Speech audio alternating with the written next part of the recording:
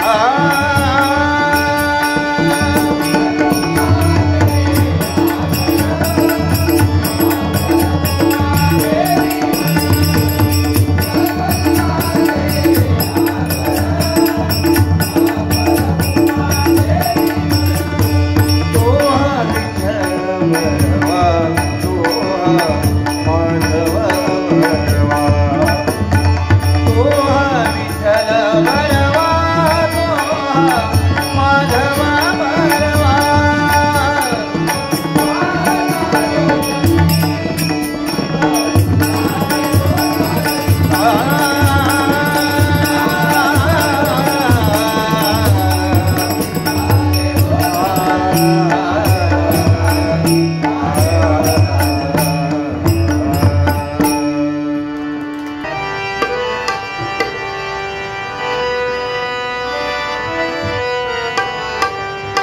परशुराम पुण्यभूमीत वायरी गावासे पावन परशुराम पुण्यभूमीत वायरी गावासे पावन शंभुदेवाचा अवतार भूतनाथ देव महान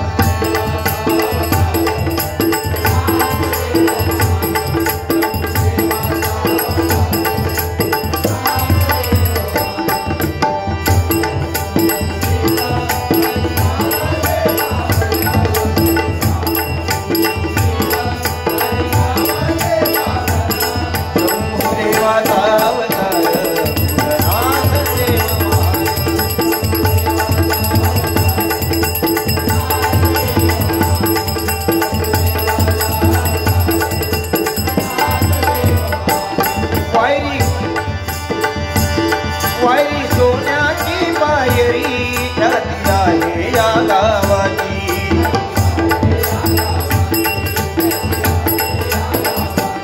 काय वर्णू आले महती सारी प्रेमळती हो मनाची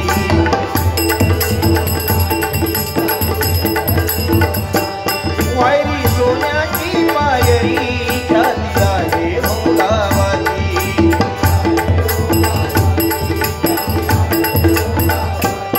काय वर्णू आले महती सारी प्रेमळती हो मनाची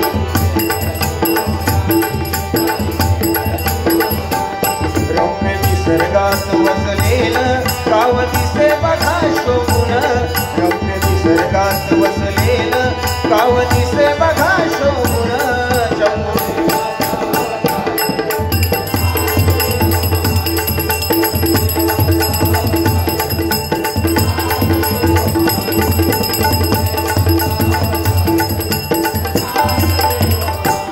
तार करली गावचा ताई होता सर्वे जनाविग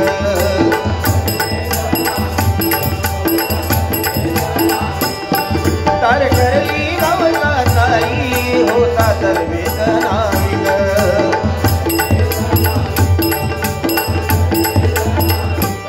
नाव वादळात सापडली दिली देवाची तोहाग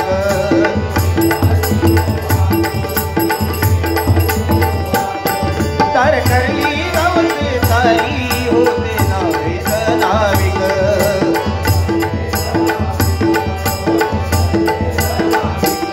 नाव वादळात ती फसली दिली देवाची तोहाग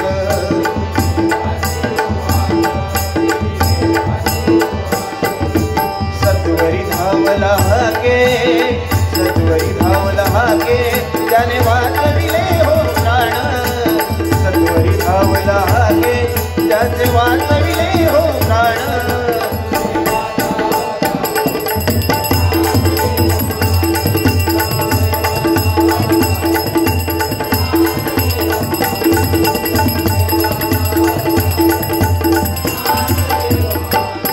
मन घरी सारे शोभले उडवे गावकर मार्गी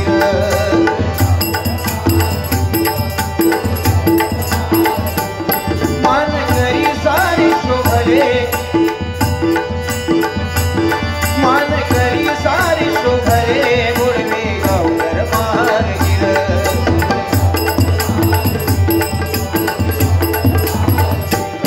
तारी गोसावी देवली तारी गोसावी देवली जोडीला देवाई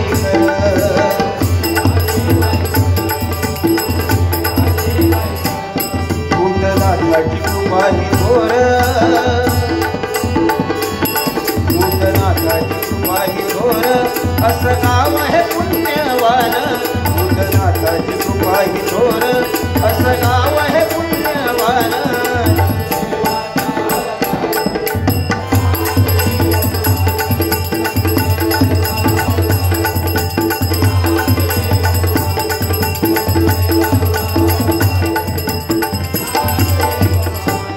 परशुराम पुण्यभूमीत वायरी गावाचे पावन परशुराम पुण्यभूमीत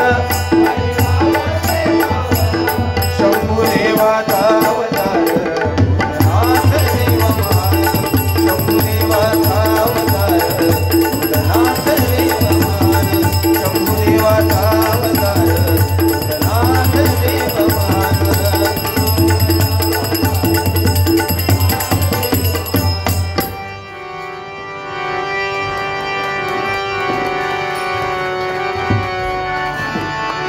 जय जय राम कृष्ण हरी जय जय राम कृष्ण हरी जय जय राम कृष्ण हरी जय जय राम कृष्ण हरी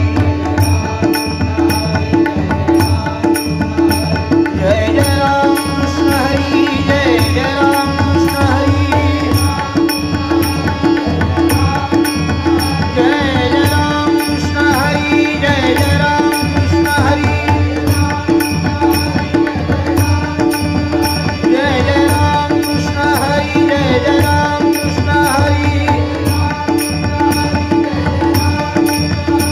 जय राम कृष्ण हरी जय जय राम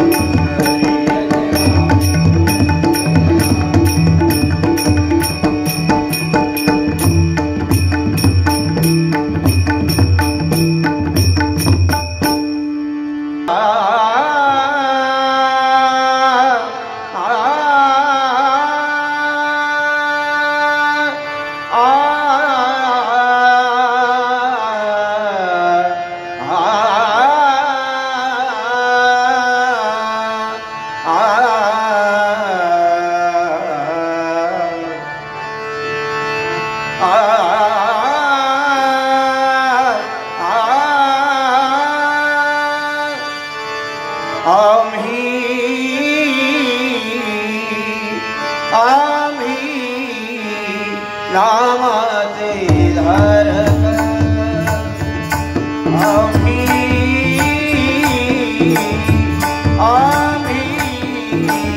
नामाचे धारक आम्ही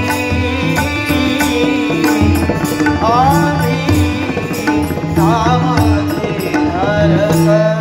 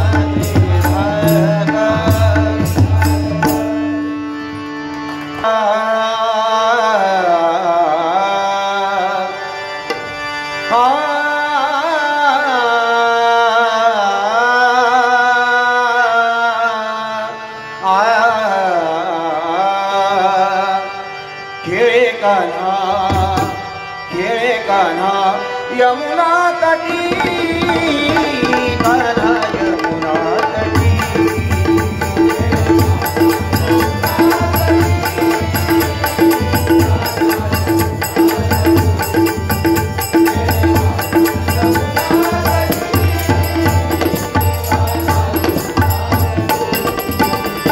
राखी को बुधने राखी को बुधने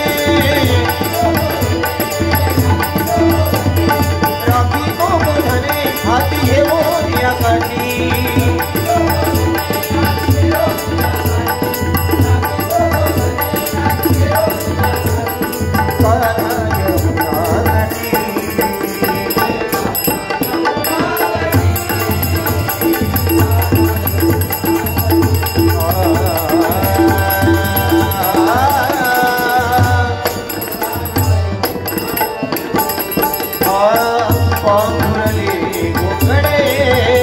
रत्न जड़ी तागे मारे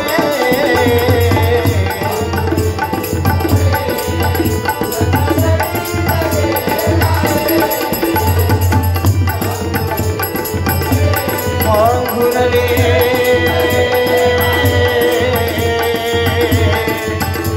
हो गए घुरले हो गए रत्न जड़ी तागे मारे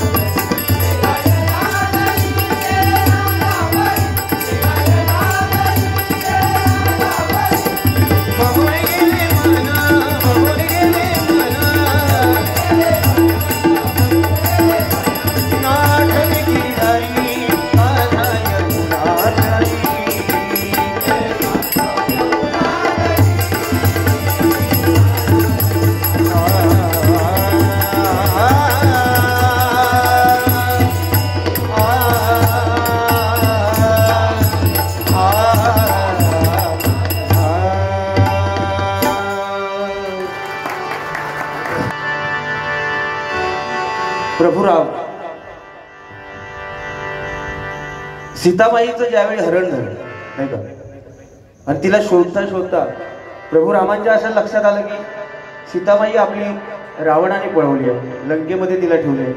म्हणून प्रभू राम ज्यावेळी लंकेला गेले त्यावेळी जो महासागर आडवा आला त्यांच्या वाटेमध्ये, वास्तविक राम म्हणजे धनुर्धारी होते बघा, साक्षात ब्रह्मास्त्र प्रभू रामचंद्राकडे होतं.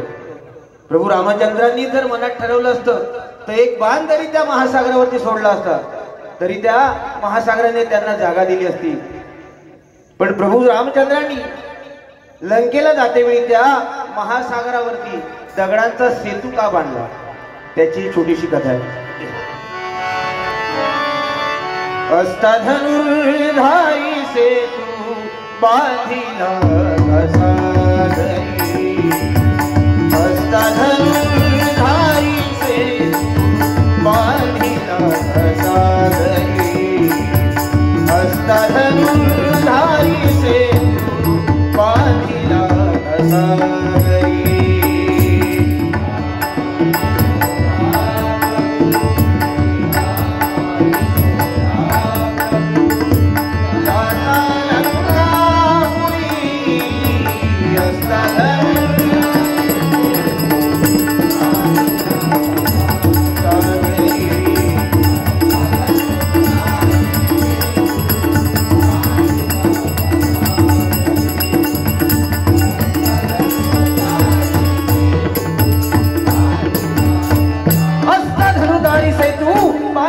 सागरी सीतामाई शोधा प्रभू जाता लंकापुरी. बघा प्रभू रामचंद्र ज्यावेळी वनवासामध्ये गेले, सोबत आपली सीतामाई आपली पत्नी होती, बंधू लक्ष्मण होते.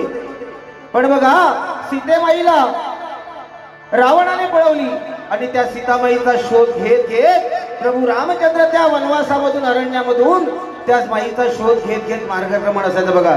सोबत येता जाता वाली सुग्रीव अंगद जेवढे कोण सोबतीला भेटायचे त्यांना घेत घेत प्रभू रामचंद्रांचं मार्गक्रमण होतं बघा. आता जाता जाता त्या प्रवासामध्ये त्या अरण्यामध्ये एक प्रभू रामांना एक पर्णकुटी दिसली.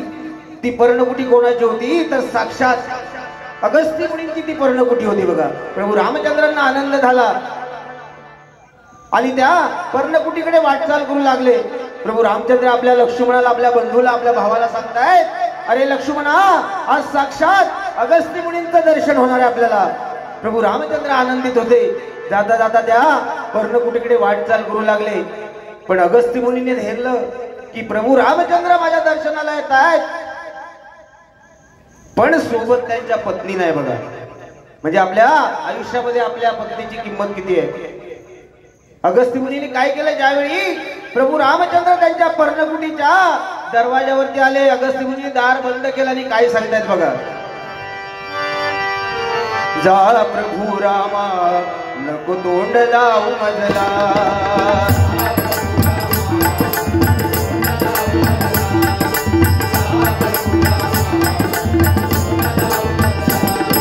जा प्रभू रामा नको तोंड लावू मजला,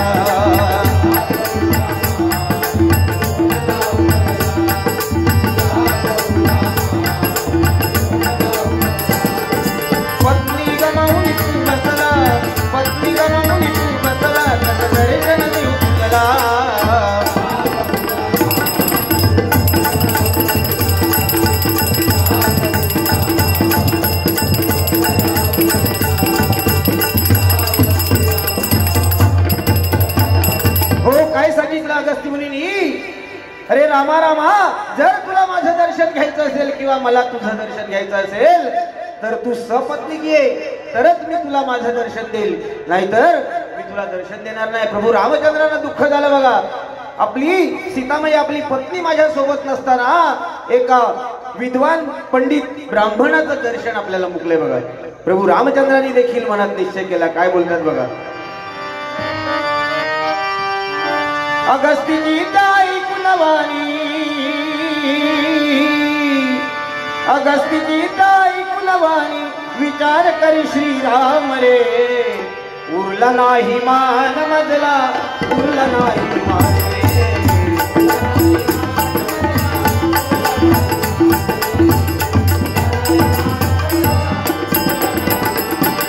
अगस्तीची ताई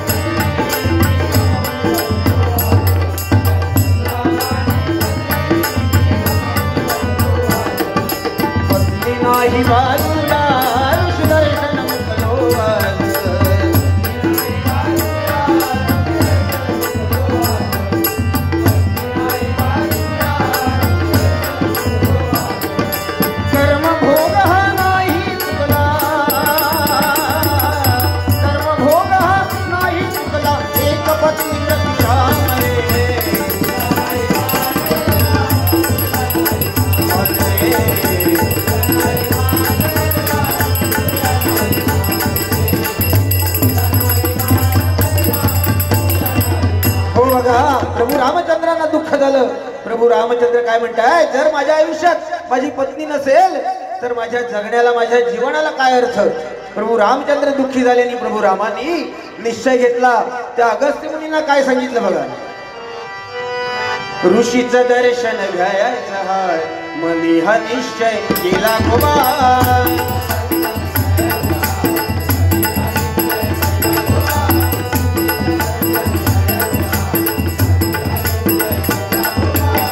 ऋषीचं दर्शन घ्यायचं हाय मनी हा निश्चय केला बाबा.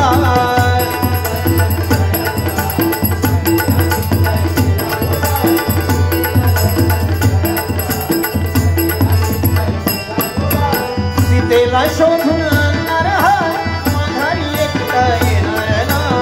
सीतेला शोधून आणणार हाय माघारी एकटा येणार ना.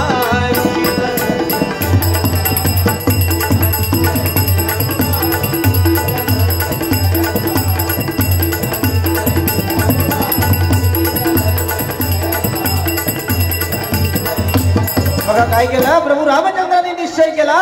म्हणालो मुनिवर, जर आता तुमचं दर्शन जर मला घ्यायचं असेल तर मी माझ्या पत्नीला शोधून आणि सपत्नीक मी तुमच्या समोर येईल. आणि प्रभू रामचंद्रांनी पर्णकुटीच्या बाहेरूनच त्यांना नमस्कार केला आणि प्रभू रामचंद्र निघाले. बघा जाता जाता वाली सुग्रीव अंगद सगळे सोबत घेऊन चालले. आणि त्या अरण्यातून प्रवास करते वेळी काय दुर्दैव बघा, एक भला मोठा महासागर प्रभू रामांच्या आडवा आला. बघा प्रभू रामचंद्रांनी काय केलं, त्या महासागराच्या काठावरती उभे राहिले आणि त्या सागराकडे बघतायत, विचार करतायत. पण प्रभू रामचंद्रांकडे ब्रह्मास्त्र आहे. प्रभू रामचंद्रांनी ते महासागरावरती सोडलं असतं तर महासागर बाजूला झाला असता. एवढं लक्षात त्या लक्ष्मणाच्या होतं. बघा लक्ष्मण विचार करतोय मागून की आपला दादा असा का करतोय. साक्षात ब्रह्मास्त्र त्याच्याकडे असताना हा महासागरावरती ब्रह्मास्त्र का सोडत नाही. त्यावेळी लक्ष्मण पाठवून विचारतोय, दादा अरे बघतोयस काय, कसला विचार करतोय. सोड तो बाण आणि त्या हटव सागराला. पण प्रभू रामचंद्रांनी तसं नाही केलं. काय केलं बघा, शिवपिंडी वाळूची करोनी बेल फुले त्यासी अर्पुनी हात जोडून शिवाशी प्रार्थिले. प्रभु रामाने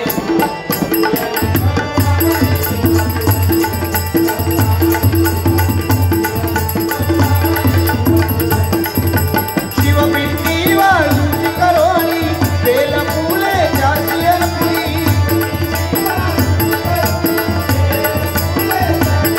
हात जोडून शिवाशी प्रार्थिले.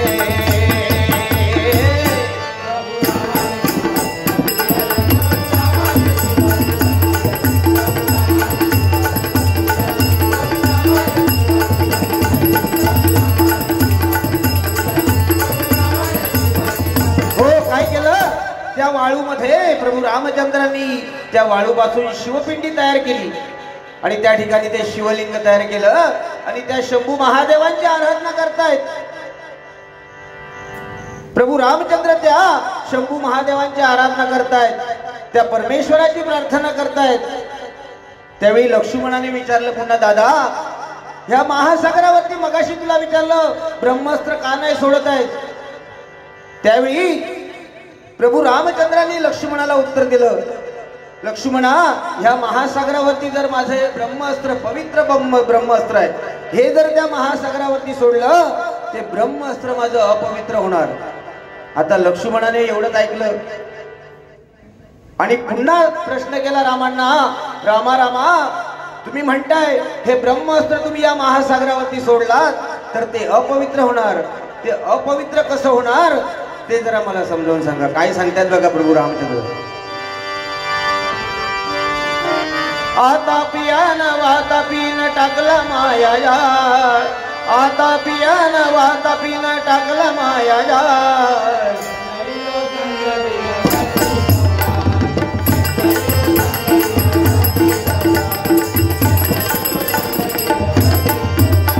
आता पियान वाता पीन टाकला माया जा.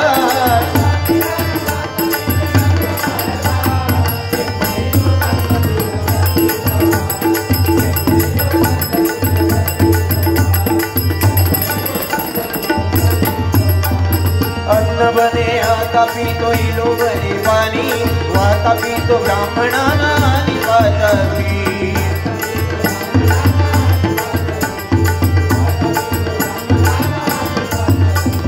अन्न बले आता पितो इलो बरे पाणी वाता पितो ब्राह्मणांना आणि वातापी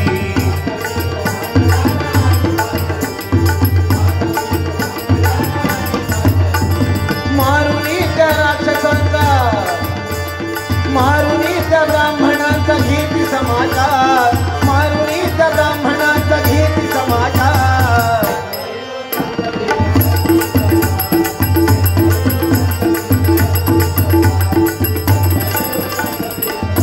हो बघा प्रभू रामचंद्र आपल्या भावाला आपल्या लक्ष्मणाला काय सांगतायत अरे लक्ष्मणा या महासागरावरती याच्या आधी अत्याचार झाला होता याच्यावरती अन्याय झाला होता आणि हा महासागर अपवित्र होता त्याचं कारण असं आतापी वातापी आणि इलो हे तीन ब्रह्मराक्षस होते या तीन ब्रह्मराक्षस काय करायचे तर येणाऱ्या जाणाऱ्या ब्राह्मणांना अडवून आतापी अन्न रूपाने ताटामध्ये जाऊन बसायचा इलो हा राक्षस होता हा पाणी रूपाने तांब्यामध्ये जाऊन बसायचा आणि वातापी जो होता तो येणाऱ्या जाणाऱ्या ब्राह्मणांना अडवायचा अरण्यामध्ये आणि त्यांना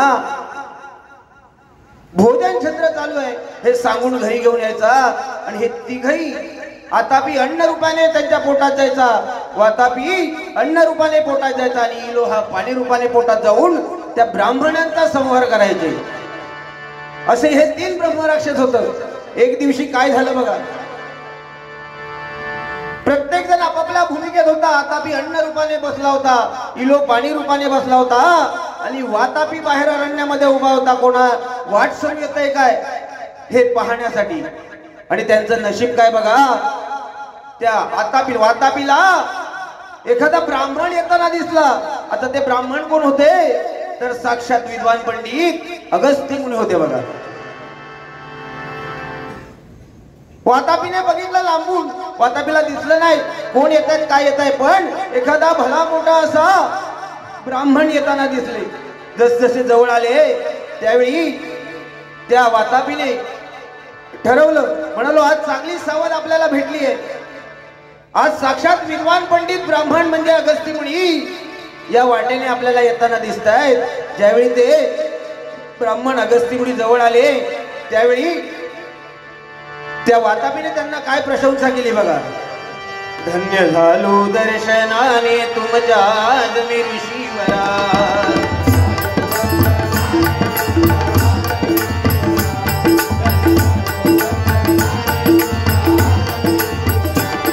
विनंती तुम्हा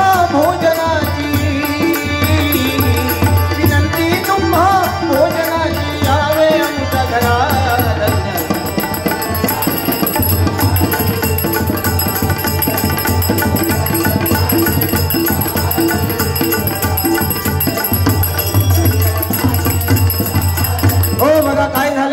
अगस्त्य मुनींना पाहिल्याबरोबर वातापी म्हणालो धन्य झालो तुमच्या दर्शनाने मुनीवर आमच्या पर्णकुटीमध्ये अन्न छत्र चालू आहे तुमचे जर पाय या माझ्या पर्णकुटीला लागले तर आमचं भाग्य अगस्त्य मुनी गेले बघा अन्न छत्र चालू आहे म्हटल्याबरोबर अगस्त्य मुनी गेले पण अगस्त्य मुनी त्या पर्णकुटीमध्ये गेल्याबरोबर अगस्त्य मुनींची नजर होती त्यांनी हेरलं हे काय चालू आहे कोण कोणत्या रूपामध्ये आहे पण त्यांनी परवा नाही केली बघा त्या वाढलेल्या भरलेल्या ताटावर जाऊन बसले आणि पहिला घास उचलला तो कोण होता तर आतापी नावाचा ब्रह्मराक्षस होता त्याला उचलला पोटामध्ये घेतला पोटावरती हात फिरवून त्याचा भस्म करून टाकला आता वातापी म्हणाला माझा भाऊ आतमध्ये गेला अजून काय हालचाल झाली नाही तो पुन्हा त्यांच्या ताटातील अन्न संपल्याबरोबर पुढे गेला मुनीवर काय वाढू काय आता वाढू काय म्हटल्याबरोबर त्याला देखील पकडला आणि त्याला देखील पोटात घेतला आणि भस्म करून टाकला एवढं मात्र त्या तांब्यात बसलेल्या इलोने पाहिलं तो इलो ब्रह्मराक्षस त्याने काय केलं त्या तांब्यामधून उडी मारली आणि तो पळायला लागला काय करतो बघा भस्म झाले दोघांचे पाहता इलो पळू लागला इलो पुढानी अगस्ती माग सागरी जाऊन लपला सागरी जाऊन लपला हो काय केलं बघा इल्लो पळता पळता पळता कुठे गेला एका महासागरामध्ये गेला आता महासागर इलोला वाटलं मी महासागरामध्ये गेलोय, मला आता कोण शोधणार नाही.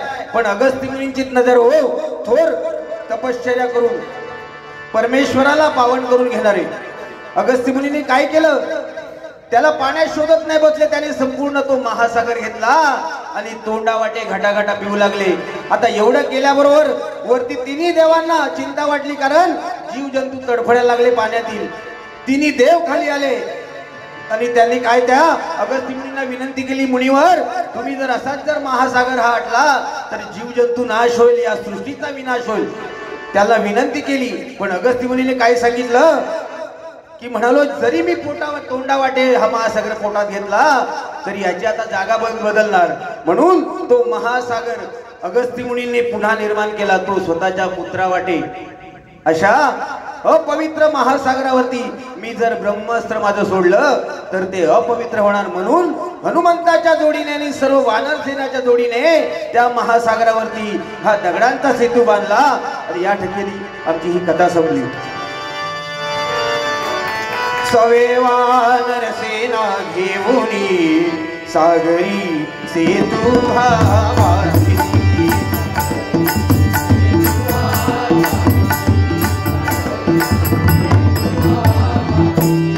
सवे वानर सेना घेऊनी, सवे वानर सेना घेऊनी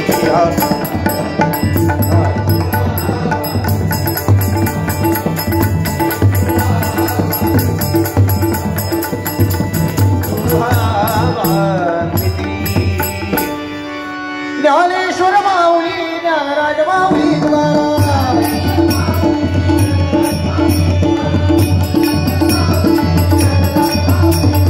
ज्ञानेश्वर माऊली ज्ञानराज माऊली तुकाराम.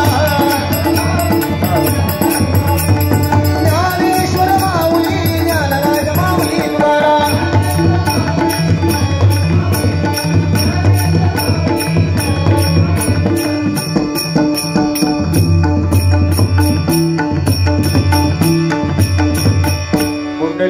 गौरदे